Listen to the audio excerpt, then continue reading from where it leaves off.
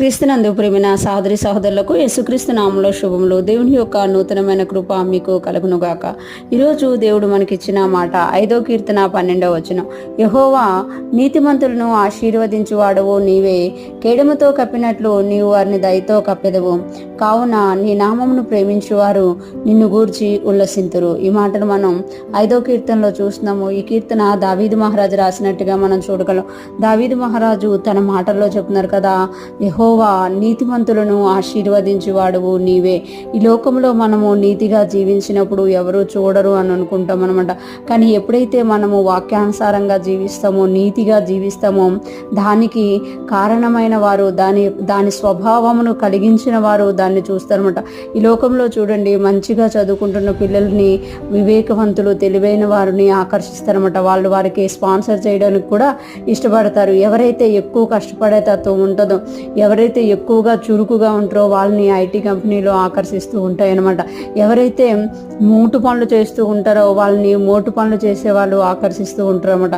అలాగే ఎవరైతే నీతిగా జీవిస్తారో, ఎవరైతే వాక్యానుసారంగా జీవిస్తారో, ఆ వాక్యానికి, ఆ నీతికి ఆధారమైన దేవుడు వారిని ఆశీర్వదించే దేవుడుగా ఉన్నారట. ఎప్పుడైతే మనం నీతిగా జీవిస్తామో, యథార్థంగా జీవిస్తామో, వాక్యానుసారంగా జీవిస్తామో, దేవుణ్ణి మనం ఆకర్షించుకుంటామట. ఆయన మన యొద్దకు వచ్చినప్పుడు మనకి ఏం చేస్తారు అని అంటే ఆశీర్వదిస్తారన్నమాట. ఆశీర్వదించువాడువు. అంతేకాకుండా నీవు కేడముతో కప్పినట్లు నీవు వారిని దయతో కప్పెదవు.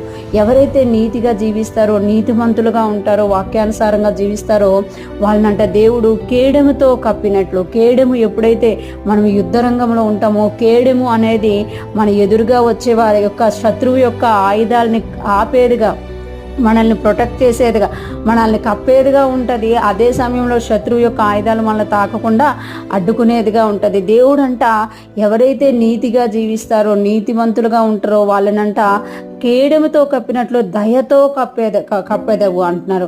అంటే దావీదు మహారాజ్ చూశారు కదా, కేడము ఎలాగైతే ఒక యుద్ధ రంగంలో ఉన్న ఒక సైనికుడికి ఉపయోగమో, అలాగే నీతిగా జీవించే వాళ్ళని దేవుడు దయతో కప్పుతారన్నమాట. కావున నిన్ను ప్రేమించువారు, కావున నీ నామమును ప్రేమించువారు నిన్ను గూర్చి ఉల్లసింతురు. ఎవరైతే దేవుణ్ణి ప్రేమిస్తారో ఇవి చూసినప్పుడు వాళ్ళు ఏం చేస్తారంట, ఉల్లసింతురంట. అంటే ఆనందిస్తారు, జాయ్ఫుల్ సౌండ్స్ చేస్తారనమాట.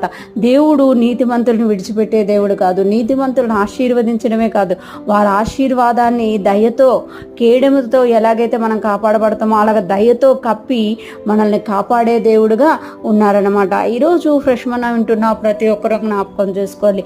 మనం ఈ లోకంలో ఎప్పుడైతే నీతిగా జీవిస్తామో, వాక్యానుసారంగా జీవిస్తామో, ఎవరు చూసినా చూడకపోయినా మనము వాక్యానుసారంగా జీవిస్తూ నీతిగా వెళ్ళిపోతామో, మనము దేవుణ్ణి ఆకర్షిస్తాము. దేవుడు మన యొద్దకు వచ్చి మనల్ని ఆశీర్వదించడమే కాకుండా కేడముతో కప్పినట్లు దయతో కప్పుతారన్నమాట. అందుకే మన నోటిలో ఎప్పుడు కూడా ఉత్సాహగానం ఉంటుంది. ఈరోజు ఫ్రెష్ మన వింటున్న ప్రతి ఒక్కరం కూడా నీతిగా జీవించడాన్ని సాధనం చేయుదుముగాక, దేవుణ్ణి ఆకర్షిస్తూ ఆయనలో ఉల్లసిస్తూ ఆనందించుదుముగాక.